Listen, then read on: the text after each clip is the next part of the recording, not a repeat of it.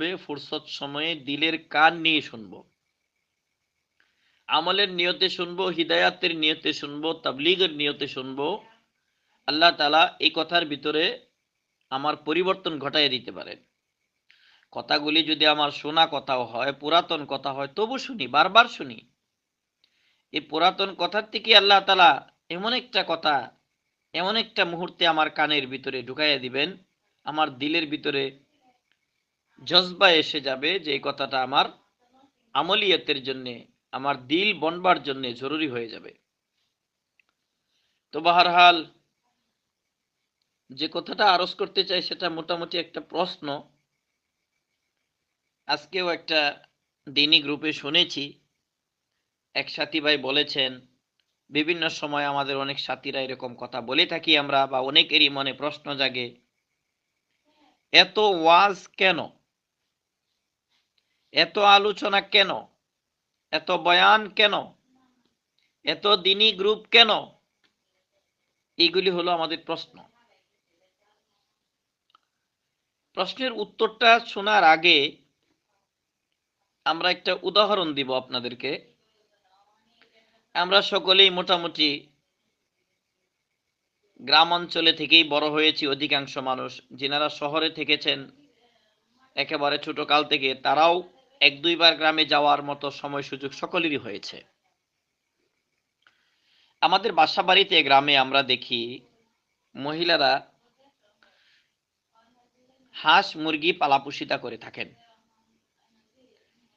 তো মুরগি যখন ডিম থেকে বাচ্চা নিয়ে বের হয়, অথবা মুরগিকে যদি নায়েব বানিয়ে দেওয়া হয় হাঁসের ডিম ফোটানোর জন্য, এখানে দুইটা সিস্টেমে বাচ্চা ফোটানো হচ্ছে। একটা হলো মুরগি সরাসরি তার ডিমগুলি তা দিয়ে বাচ্চা ফোটাচ্ছে, আরেকটা হলো তার নিজের ডিমগুলিকে সে তা দিচ্ছে না, হাঁসের ডিম মুরগি তা দিয়ে বাচ্চা ফুটাচ্ছে। এটা মুরগি এখানে নায়েব হিসাবে কাজ করছে। অনেক সময় এটাতে ফায়দা বেশি, কারণ হাঁস বেশিক্ষণ সময় ডিমের তাতে বসে থাকতে চায় না, মুরগিটা বসে থাকতে চায়, এটার দ্বারা সহজ, এই জন্য মা বোনেরা এই কাজটা বেশি করে থাকেন।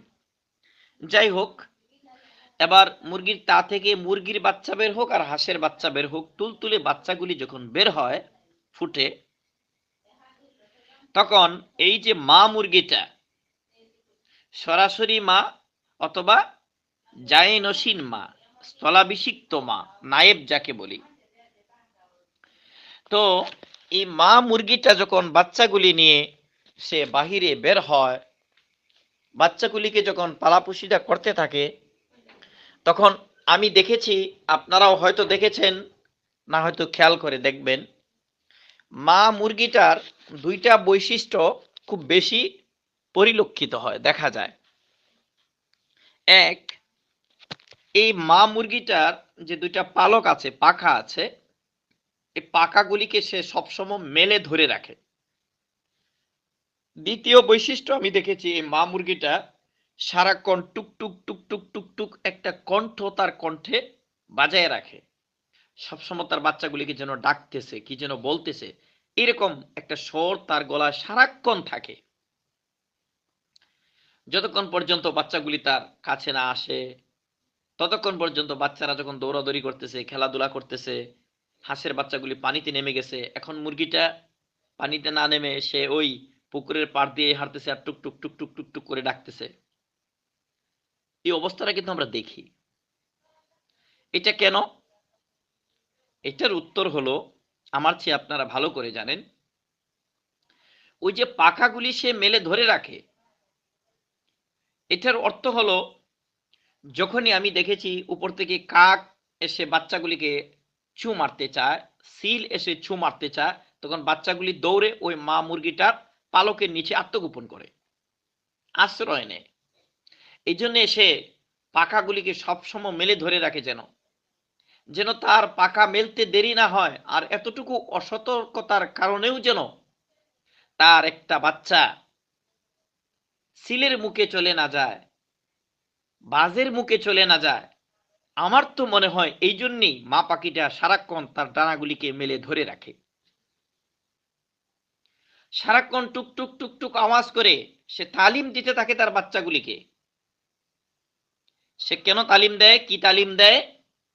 এটা আমার মন বলে সে এই জিনিসটাই তালিম দেয়, ও আমার ফুটফুটে বাচ্চারা, তোমরা এই মাত্র ডিম থেকে বের হয়েছ, বাহিরের দুনিয়া সম্পর্কে এখনো তোমাদের ভালো অভিজ্ঞতা নেই। যদিও বা আল্লাহ তাআলা সৃষ্টিগতভাবে তোমাকে ফিতরাতান এমন দিয়ে দিয়েছেন যে মুরগির বাচ্চা ডিম থেকে ফুটলেই, হাঁসের বাচ্চা ডিম থেকে ফুটলেই সে দৌড়াদৌড়ি করতে পারে, খাবার খেতে পারে, আওয়াজ করতে পারে, কিন্তু বাহিরের অভিজ্ঞতা তার কম। অবশ্য এই দিক থেকে মানুষ একটু আরো দুর্বল। মানুষ যেদিনই মাতৃ উদরে আসে সেদিনই সে নিজে হাতে খেতে পারে না, দৌড়াদৌড়ি করতে পারে না। ফারস্যের বিখ্যাত দার্শনিক, আমাদের বিশিষ্ট মুরব্বী আল্লামা শেখ সাদি রহমাতুল্লাহ আলাই তার কিতাবে উল্লেখ করেছেন, মুরগা কাজ বয়েজা বেরু আয়া দে রুজি তলাবাদ, মুরগা কাজ বয়েজা বেরু আয়া দে রুজি তলাবাদ, আদমি জাদা না দারদ খবর আকলে ও তমিজ, আকে না গাহে কাছে গশতে বচি যে না রসিদ, আকে না গাহে কাছে গশতে বচি যে না রসিদ, ওয়াবি তমকিন ফজিলত বগুজশত আজ হামাচিজ। মুরগির বাচ্চা ডিম থেকে ফুটেই দানা খেতে পারে। মানুষ এদিক থেকে দুর্বল, কারণ আল্লাহ তাআলা মানুষকে আস্তে আস্তে আস্তে আস্তে উন্নতির চরম শিখরে পৌঁছাবেন। এই জন্যই তিনি রব্বুল আলামিন, যিনি পালা পুশিদা করে উন্নতির চরম শিখরে পৌঁছান যে সত্তা, তাকে রব বলে, তিনি রব্বুল আলামিন। মানুষ এখন যদি নিজেও সে চলতে পারেনি, যদিও সে এখন নিজে খেতে পারেনি, কিন্তু পরবর্তী পর্যায়ে মানুষকে আল্লাহ তাআলা এত বরত্ব দান করেছেন, আল্লাহু আকবার, যা উদাহরণ দিয়ে বলার অপেক্ষাই রাখে না। সেদিকে যাচ্ছি না। মা মুরগিটা যেন তার বাচ্চাগুলিকে বলতে থাকে যে তোমরা এই মাত্র ডিম থেকে বের হয়েছ, বাহিরের দুনিয়া সম্পর্কে তোমাদের অভিজ্ঞতা কম। সেই ক্ষেত্রে আমি বুড়ো মানুষ, আমি বুড়ো মা, আমার বাইরের দুনিয়া সম্পর্কে যথেষ্ট অভিজ্ঞতা আছে। আমি মুরগি জাতের কতগুলি শত্রু আছে, কি পরিমাণ শত্রু আছে, শত্রুগুলি কোথায় বসবাস করে, কিভাবে হানা দেয়, সব অভিজ্ঞতা আমার আছে। উপর থেকে সিল আমার শত্রু, বাজ আমার শত্রু, জমিনে শুকনাতে আমার জন্য ব্যাং শত্রু, সাপ শত্রু, নেউল বেজি শত্রু, পানিতে গেলে সাপ শত্রু, এমনকি অনেক সময় রাক্ষসে মাছগুলিও খেতে পারে। এই সমস্ত অভিজ্ঞতা আমার আছে। এই জন্যে আমি তোমাদেরকে জানিয়ে দিচ্ছি, বেশি দূরে যেও না, বাউন্ডারির ভিতরে থাকো, পৃথক হয়েও না, সবাই একসাথে থাকো, আমার পাকনার কাছে কাছে কাছে কাছে থাকো। যদি আমি এরকম শত্রু দেখি তো আমার কাছে আশ্রয় নিলে তোমরা আশ্রয় পাবে। আর যদি আমার কথা না মানো, আমার অর্ডার যদি না মানো, আমার উপদেশ যদি না মানো, আমার নসিহত যদি না শুনো, ওই যে কাক তোমাকে ধরে নিয়ে যাবে, সিল তোমাকে নিয়ে ধরে নিয়ে যাবে, বেজি তোমাকে ধরে নিয়ে যাবে। এই কথাগুলি তার বাচ্চাকে সারাক্ষণ বোঝানোর জন্য সে এই টুকটুক টুকটুক আওয়াজটা লাগিয়ে রাখে। মেরে দোস্ত আজিজ, আশা করি আমার উদাহরণটুকু আপনারা বুঝতে পেরেছেন। হযরত সাল্লাল্লাহু আলাইহি সাল্লাম তিনি যতদিন পর্যন্ত আল্লাহর ইচ্ছায় এই দুলির দরাতে ছিলেন, ততদিন পর্যন্ত হার হামেশা উম্মতের ফিকির করেছেন, উম্মতের জন্য সারাক্ষণ রবের দরবারে কেঁদেছেন, দাঁড়ে দাঁড়ে দাঁড়ে দাঁড়িয়ে গিয়ে উম্মতকে বুঝিয়েছেন, ও দুনিয়ার মানুষ, জলে তোমাদের শত্রু, স্থলে তোমাদের শত্রু, প্রকাশ্যে তোমাদের শত্রু, গোপনে তোমাদের শত্রু।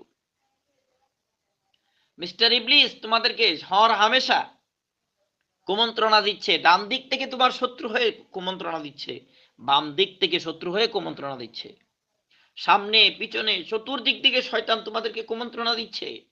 শিরিক, নেফাক, এই সমস্ত অন্যায়ের মাধ্যমে তোমাদেরকে লিপ্ত করে দিয়ে তোমার চিরতরের বসবাসের জান্নাত থেকে তোমাকে মায়ুস করে দিচ্ছে, লাওয়ারিস করে দিচ্ছে।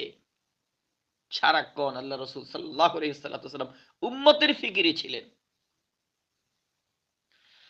আল্লাহ সুবহানাহু ওয়া তাআলার মর্জি রাজামন্দি অনুযায়ী আল্লাহ তাআলা তার হাবিবকে মদিনায় শুইয়ে দিলেন।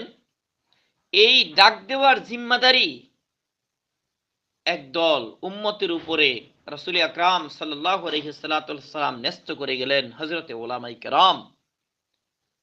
তিনারা এখন রাসূল আকরাম সাল্লাল্লাহু আলাইহি সাল্লামের কিয়ামত পর্যন্ত আনেওয়ালা তার ছেড়ে যাওয়া সমস্ত উম্মতদেরকে পাহারাদারি করতেছেন, জিম্মাদারির সাথে পালাপোষিতা করার চেষ্টা করতেছেন। এই উম্মতকে ঈমান হারা করবার জন্য, দ্বীন হারা করবার জন্য, আল্লাহকে ভুলিয়ে দেওয়ার জন্য বিভিন্ন ধরনের শত্রুরা চতুর্পাশ থেকে এক একজন এক এক রকমের পায়তারা করে প্রলুব্ধ করার চেষ্টা করতেছে।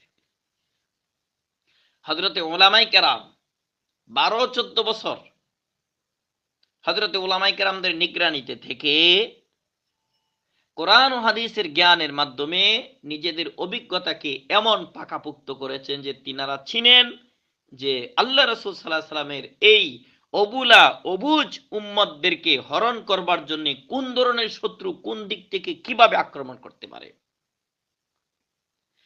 যেমনি ভাবে মা মুরগিটার দায়িত্ব ছিল সবসময় তার বাচ্চাগুলিকে টুকটুক করে হুঁশিয়ারি করা, সংকেত দেওয়া, ডাক দেওয়া, এলান দেওয়া, ঠিক তেমনি যেন আজ উম্মতের উলামায়ে কেরাম জাতিকে পথের দিশা দেখানোর জন্য সারাক্ষণ তিনাদের জবানে দ্বীনের আওয়াজ জারি করে রেখেছেন। আলহামদুলিল্লাহি রাব্বিল আলামিন। এটা তাদের উপরে দায়িত্ব, কর্তব্য। মা মুরগিটার যেমন দায়িত্ব আর কর্তব্য, যেমন তার মায়ার টানে সে করেছে, কর্তব্যের টানে সে করেছে, মায়ার টানে করেছে। জাতির উলামায়ে কেরাম, জাতির মুবাল্লিগিনে কেরাম, জাতির ওয়াইজিনে কেরাম দরদের সাথে সেরকম পথ ভুলা বান্দাগুলিকে পথে আনার জন্য সারাক্ষণ তিনারা কথা চালিয়ে যাচ্ছেন। প্রশ্ন থেকে যায়, এত কেন? এত হয়েছে কোথায় জানেন? এটা আমার হিসাবে, আমার নজরে এত হয়েছে। আমি যদি ওষুধ কিনবার জন্যে, সর্দি জ্বরের ওষুধ কিনবার জন্যে, জাস্ট একটা প্যারাসিটামল কিনবার জন্য যদি একটা ওষুধের দোকানে যাই, সেখানে গিয়ে দেখলাম হাজারো আইটেমের ওষুধ। আমি যদি সেখানে গিয়ে চিন্তা ভাবনা করি এত ওষুধ কেন এই দোকানে, আর এই বাজারে শুধু দেখা যায় ওষুধের দোকান, এত ওষুধের দোকান কেন, এত ওষুধ কেন? উত্তরটা কি হবে? উত্তরটা হবে প্রত্যেকটা ওষুধ জরুরি, কারো না কারো কাজে লাগছে। আমার না লাগলে আরেকজনের লাগছে, আরেকজনের না লাগলে আরেকজনের লাগছে। প্রত্যেকটা ওষুধ জরুরি।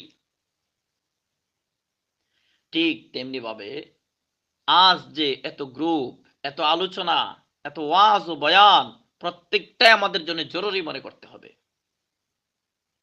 আসলে কি ওয়াজ বেশি হয়ে যাচ্ছে? আমার তো মনে হয় না। ওয়াজ বেশি হয়ে যাচ্ছে কিভাবে? সারাটা দিন 24 ঘন্টা আমার বাড়িতে, আমার ফ্যামিলিতে, আমার পড়শিতে, আমার সমাজে, আমার দেশে যে পরিমাণ আল্লাহর নাফরমানির দাওয়াত চলে, আল্লাহর নাফরমানি চলে, সেই পরিমাণ ওয়াজ কি হয়ে গিয়েছে?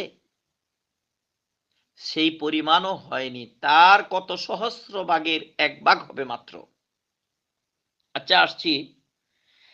আমাদের গ্রামে ছোট সময় দেখেছি চৈত্র মাসে যখন জমি শুকিয়ে যেত, আউশ ধান বুনন করবার জন্য হাল চাষ করে রেখে দিলে, অথবা পাটের বীজ বুনন করে রেখে দিলে যে বড় বড় মাটিগুলি শুকায়া বড় বড় চাক্কা হতো পাথরের মতো।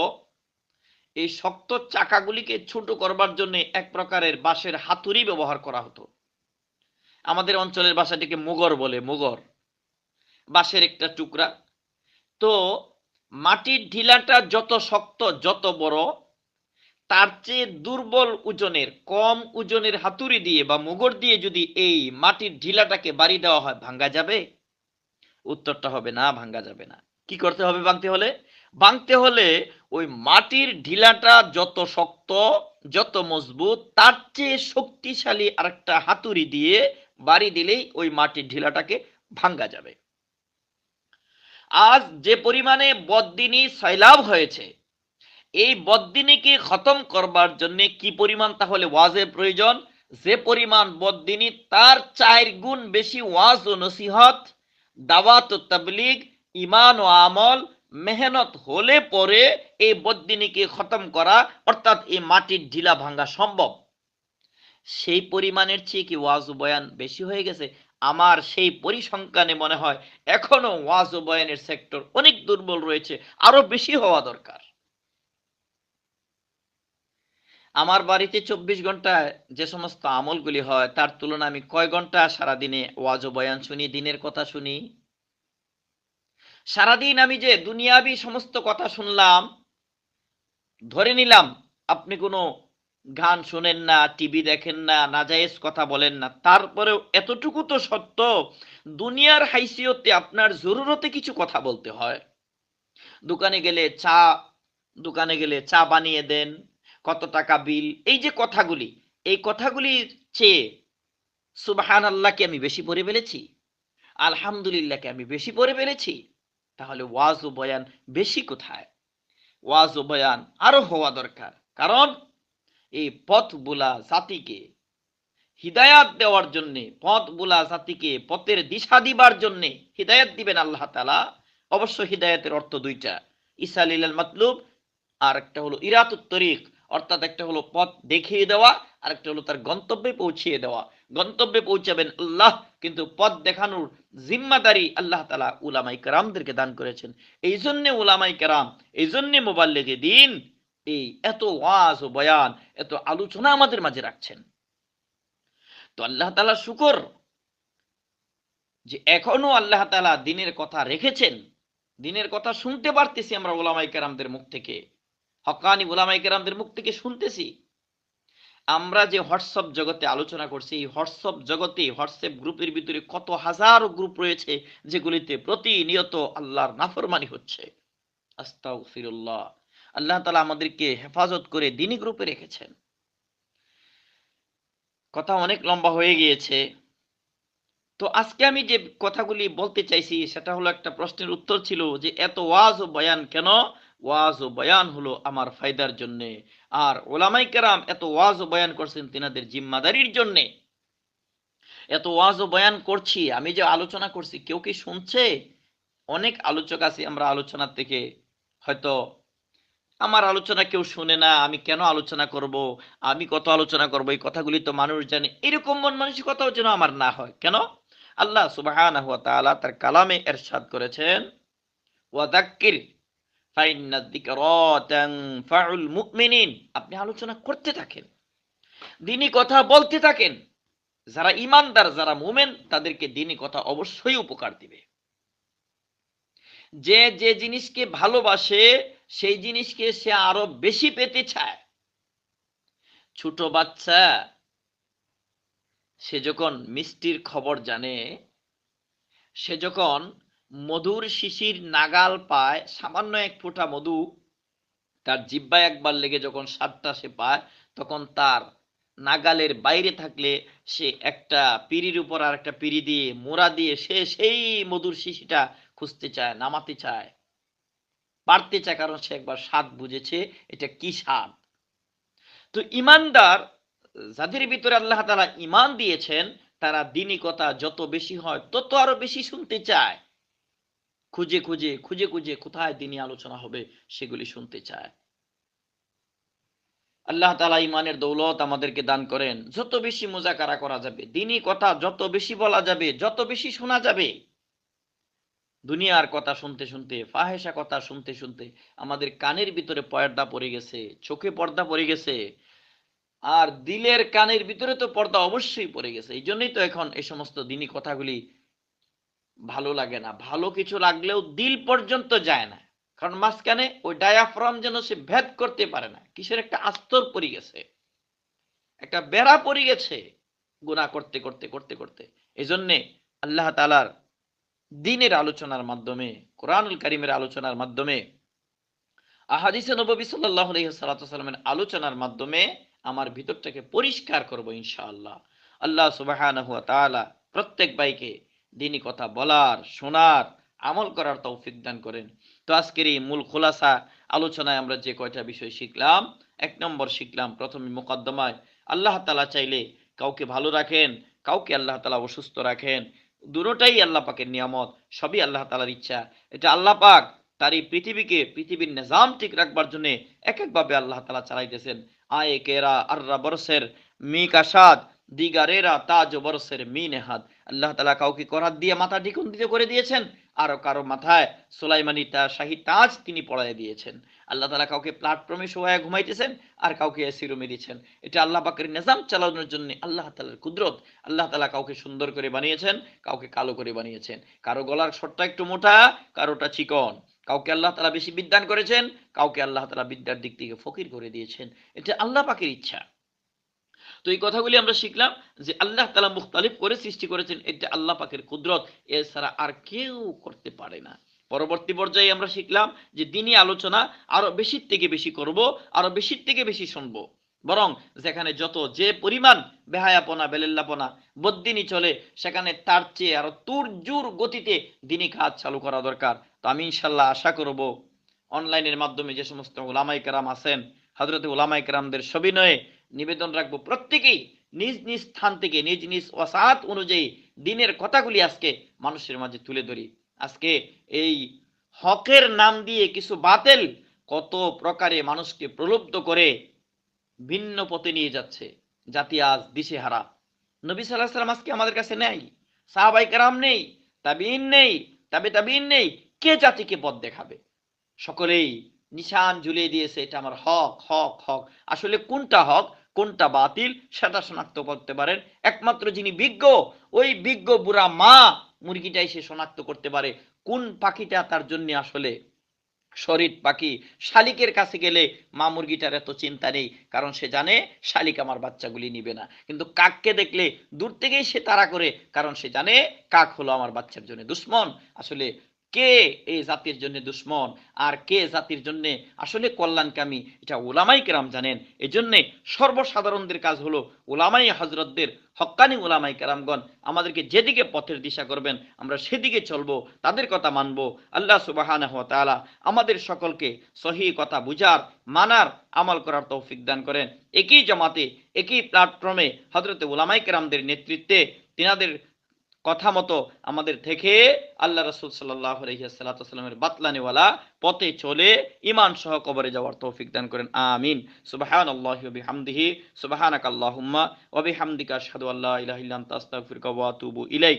এতক্ষণ পর্যন্ত আপনাদের পাশে ছিলাম বাংলাদেশ নেত্রকোনা সুষম দুর্গাপুর থেকে আনোয়ার হুসাইন।